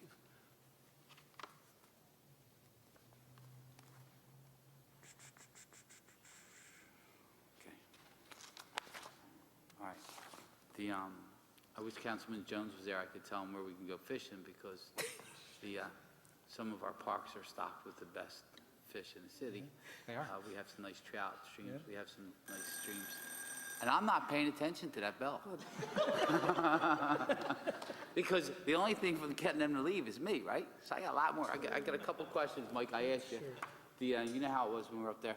But thank you for all your hard work. I know it's a frustrating job, and I want to talk about boys' clubs a little bit. The next call, besides the trees, the next most important call is our parents. Our children play sports in our boys' clubs, and most of those adult parents, volunteers, they clean them up. They constantly mow the grass. They constantly rake the fields. They do all that and take. No?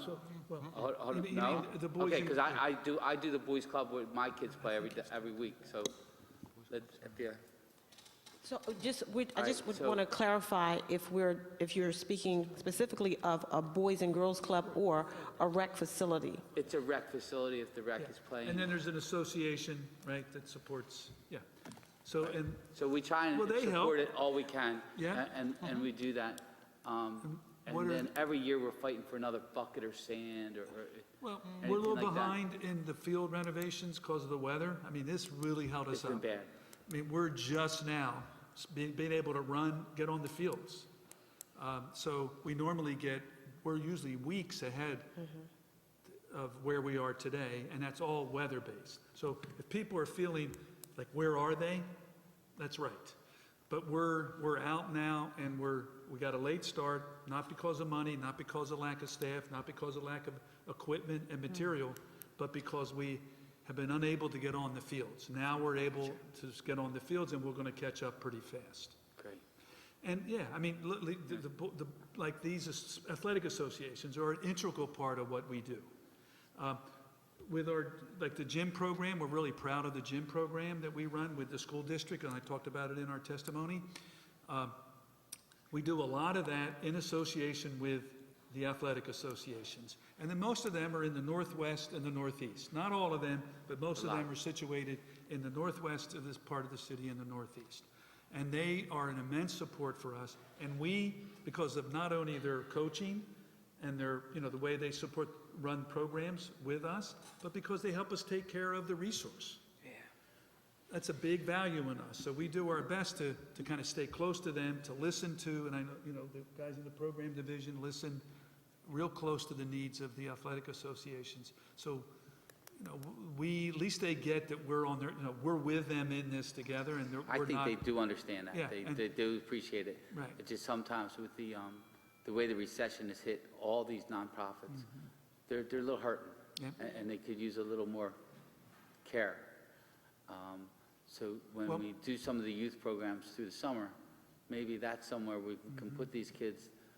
I know we have, the mayor has budgeted some money to go into summer jobs program. And I was hoping that them kids can be directed to these different clubs and clean them up once and for all, and give back to their own neighborhood. I mean, hire them from within their own neighborhood, let them work on their boys club. This way, maybe we don't have to put the crickets in there, and maybe they start taking pride in their own neighborhood and own facility. And speaking of crickets and facilities, you mentioned today that your staff at all the rec centers do not have internet or computer capabilities. Please explain that to me, or if you can give us a list. Here's what I want. I want how about this one? We'll give you the 15 days or two. When's IT coming in here? I don't even know. If there's something we can do as council members, because that's a disgrace. That's not acceptable. It's not. I mean, you can't even communicate with you're dependent on them there, and it's a disgrace. So rather than put you in testimony and ask you your wish list, I would try and ask you to have it to me by the end of the week on these needs. Because if there's something I can move around in the budget, I'll do everything I can to make certain these facilities are taken care of. Here she goes. I thought she was sleeping back there. I'm not sleeping. I don't want to sit in your chair. Rebecca, you didn't have to get up all day for me. Oh. All day for me. This is good. Yes. This is good. However, So what I wanted to suggest, since IT is responsible for IT, obviously internet connectivity, is to have them ready to talk about that specifically when they come up here, instead of putting that burden on Parks and Rec, if that's amenable to you. it's amendable, but it's not, because I would like departments of rec to tell me what facilities they're. Oh, sure, What sure. isn't and what Oh, doesn't. yeah, I yeah. mean, now, IT should be prepared to answer that question Right. now that we know it's coming. Exactly. But they'll know better than IT, obviously, because they don't even know they don't have internet Right. center. Yeah. Right. But Okay, I just wanted to make sure the burden was on Maybe rec them. should share it with you and IT, and this way we can all be on the same page. Sounds good. Thank you, Rebecca. All right, I have no further questions. Thank you. You do a thank you, wonderful job. Councilman. I enjoy all your, I try and take advantage of all the facilities I can. I don't drive by one without stopping and saying hi. The people you have working in there are wonderful, and it's great to be on board. Sorry I missed the tree thing. I wasn't invited to the tree thing, but I know I'll be invited next year, okay? And have a wonderful night. I think this is it, right? If I stop talking, they go home. Thank you, Councilman Nielsen. So let me, underscore remarks made by Councilman Jones and Bass and Nielsen, that we are keenly aware of the enormous difference you try to make for young people in this city. it ain't easy when dollars are fewer and the needs are growing exponentially. So to the extent that you're able to stretch, and you have, when I look to see what are you doing, the expansion in recreation centers, we have a lot to be appreciative for. And then we raise the bar and say, so be even more inventive. And We need to be pushed. so we can stretch those opportunities across the system. And lastly, to the Dell, when I look at where the Dell was 14 years ago and where I look to see where it was last year, it's extraordinary. Thank you, the talent is richly diverse, and it attracts a cross-section of Philadelphians, irrespective of the genre that we are interested in, and that really needs to be celebrated. Thank you very much. Thank you all very much. Thank you, Councilwoman. You're Thank welcome. you, Councilman. He's pushing his button. He's trying. So this committee will stand in recess until Wednesday, Councilman Nielsen, April 8th at 10 a.m., at which time we will reconvene in this room, 400 City Hall. Thank you. That was important.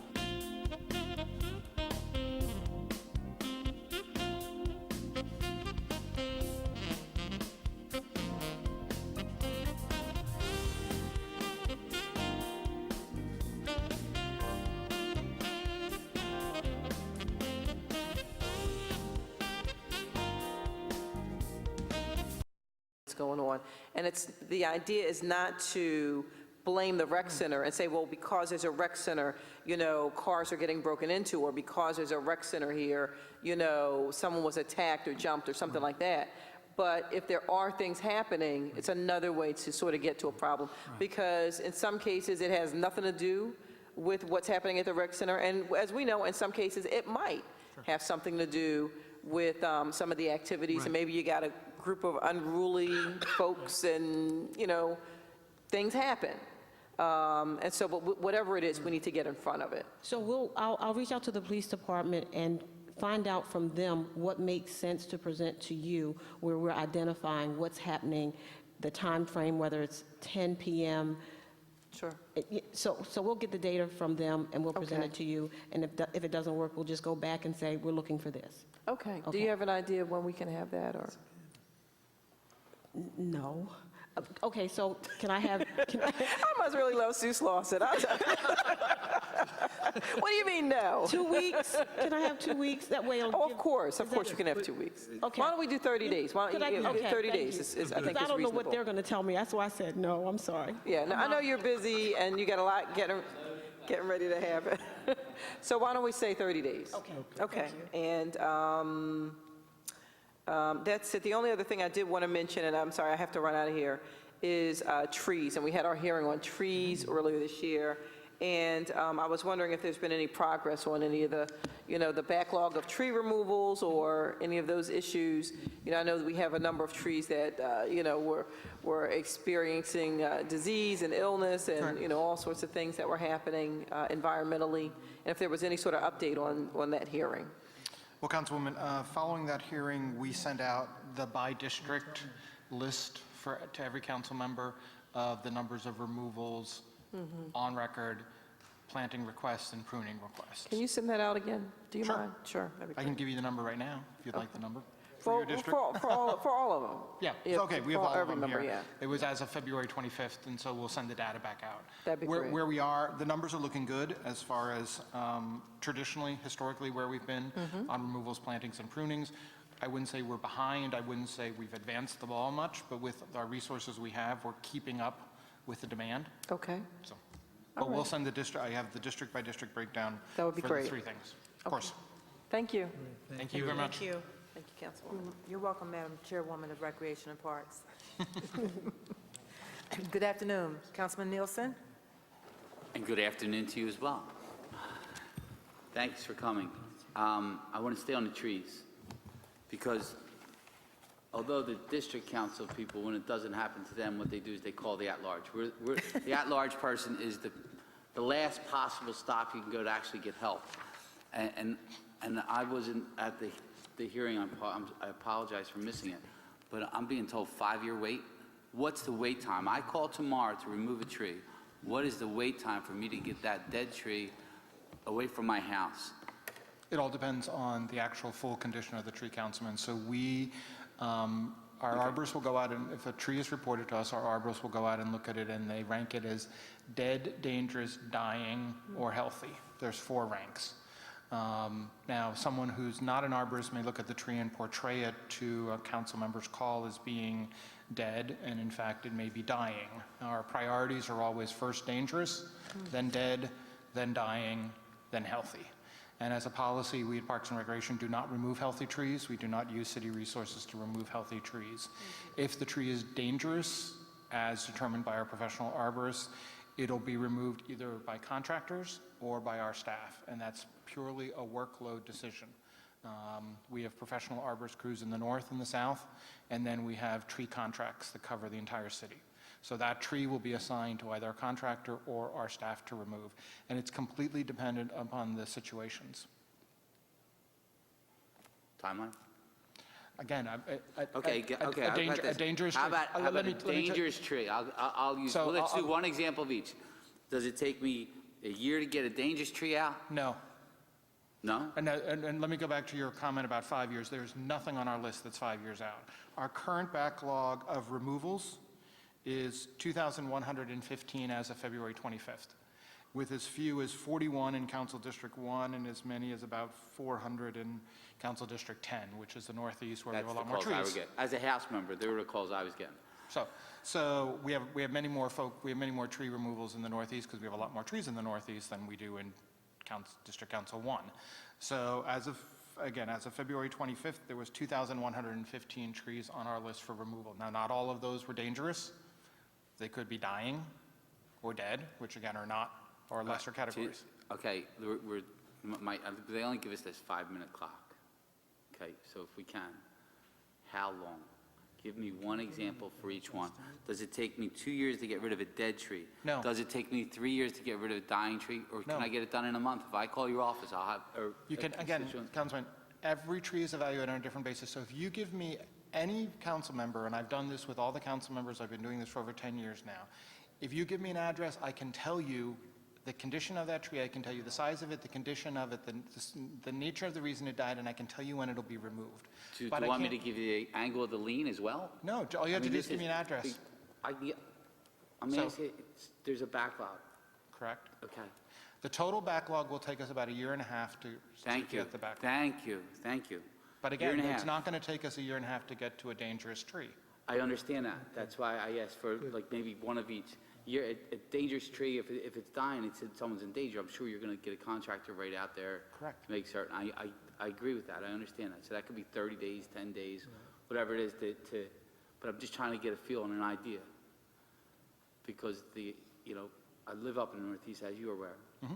And I get the calls constantly, daily. And I don't want to break on you, but here I'm looking at your budget, and we're 2,000 trees behind, and there's not $1 more in your budget to remove more trees, from what I'm looking at. Am Well, I we use correct in both, stating that? we use both operating and capital dollars to remove trees. So you can't look at it just our operating budget and see the total we spend on tree removal. Because capital dollars can be used to remove trees as long as we are planting trees in the same zip code, not in the same location. So folks want trees removed, but they don't necessarily want a tree back, but we find some other place in that zip code to plant trees. So our total budget for tree removal is not what you're seeing in our operating budget, because it's augmented by our capital budget, and then it's often augmented by different grants we receive.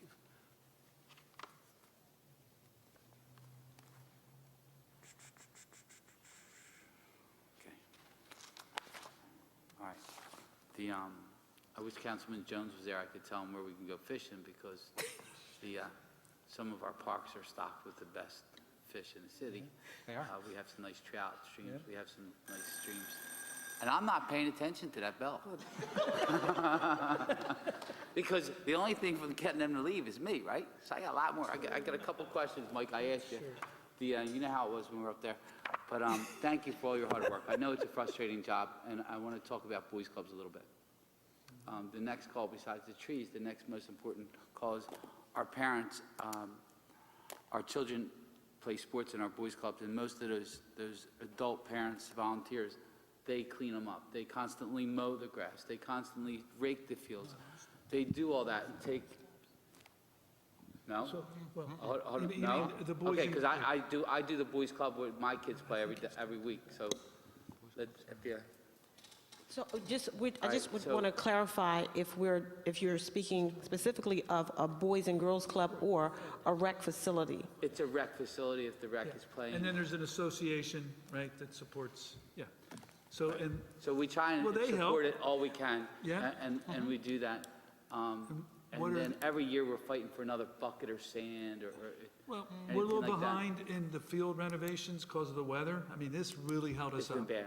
I mean, we're just now being able to get on the fields. So we normally we're usually weeks ahead of where we are today, and that's all weather-based. So if people are feeling like, where are they? That's right. But we're out now, and we got a late start, not because of money, not because of lack of staff, not because of lack of equipment and material, but because we have been unable to get on the fields. Now we're able to get on the fields, and we're going to catch up pretty fast. Great. And yeah, I mean, like these athletic associations are an integral part of what we do. With like the gym program, we're really proud of the gym program that we run with the school district, and I talked about it in our testimony. We do a lot of that in association with the athletic associations. And then most of them are in the Northwest and the Northeast. Not all of them, but most of them are situated in the Northwest of this part of the city and the Northeast. And they are an immense support for us. And we, because of not only their coaching and their, the way they run programs with us, but because they help us take care of the resource. Yeah. That's a big value in us. So we do our best to kind of stay close to them, to listen to, and I know, the guys in the program division listen real close to the needs of the athletic associations. So, at least they get that we're on their, we're with them in this together, and I we're think not. they do understand that. Yeah, They do appreciate it. Right. It's just sometimes with the way the recession has hit all these nonprofits, they're a little hurting. Yep. And they could use a little more care. So when Well- we do some of the youth programs through the summer, maybe that's somewhere we can put these kids. I know we have, the mayor has budgeted some money to go into summer jobs program. And I was hoping that them kids can be directed to these different clubs and clean them up once and for all and give back to their own neighborhood. I mean, hire them from within their own neighborhood, let them work on their boys club. This way, maybe we don't have to put the crickets in there. And maybe they start taking pride in their own neighborhood and own facility. And speaking of crickets and facilities, you mentioned today that your staff at all the rec centers do not have internet or computer capabilities. Please explain that to me, or if you can give us a list. Here's what I want. I want how about this one? We'll give you the 15 days or two. When's IT coming in here? I don't even know. If there's something we can do as council members, because that's a disgrace. That's not acceptable. It's not. I mean, you can't even communicate with you're dependent on them there, and it's a disgrace. So rather than put you in testimony and ask you your wish list, I would try and ask you to have it to me by the end of the week on these needs. Because if there's something I can move around in the budget, I'll do everything I can to make certain these facilities are taken care of. Here she goes. I thought she was sleeping back there. I'm not sleeping. No, I don't want to sit in your chair. Rebecca, you didn't have to get up all day for me. Oh. All day for me. This is good. Yes. This is good. However, So what I wanted to suggest, since IT is responsible for IT, obviously internet connectivity, is to have them ready to talk about that specifically when they come up here, instead of putting that burden on Parks and Rec, if that's amenable to you. it's amendable, but it's not, because I would like departments of rec to tell me what facilities they're. Oh, sure, What sure. needs it and what Oh, doesn't. yeah, I yeah. mean, now, IT should be prepared to answer that question Right. now that we know it's coming. Exactly. But they'll know better than IT, obviously, because they don't even know they don't have internet Right. center. Yeah. Right. But Okay, I just wanted to make sure the burden was on Maybe Rex them. should share it with you and IT, and this way we can all be on the same page. Sounds good. Thank you, Okay. Rebecca. All right, I have no further questions. Thank you. You do a thank you, wonderful Councilman. job. I enjoy all your, I try and take advantage of all the facilities I can. I don't drive by one without stopping and saying hi. The people you have working in there are wonderful, and it's great to be on board. Sorry I missed the tree thing. I wasn't invited to the tree thing, but I know I'll be invited next year, okay? And have a wonderful night. I think this is it, right? If I stop talking, they go home. Thank you, Councilman Nielsen. So let me, underscore remarks made by Councilman Jones and Bass and Nielsen, that we are keenly aware of the enormous difference you try to make for young people in this city. It ain't easy when dollars are fewer and the needs are growing exponentially. So to the extent that you're able to stretch, and you have, when I look to see what are you doing, the expansion in recreation centers, we have a lot to be appreciative for. And then we raise the bar and say, so be even more inventive. And We need to be pushed. so we can stretch those opportunities across the system. And lastly, to the Dell, when I look at where the Dell was 14 years ago and where I look to see where it was last year, it's extraordinary. Thank you, The talent Councilwoman. is richly diverse, and it attracts a cross-section of Philadelphians, irrespective of the genre that we are interested in, and that really needs to be celebrated. Thank you very much. Thank you all very much. Thank you, Councilwoman. Thank you, Councilwoman. You're Thank welcome. you, Councilman. He's pushing his button. He's trying. So this committee will stand in recess until Wednesday, Councilman Nielsen, April 8th at 10 a.m., at which time we will reconvene in this room, 400 City Hall. Thank you. That was important.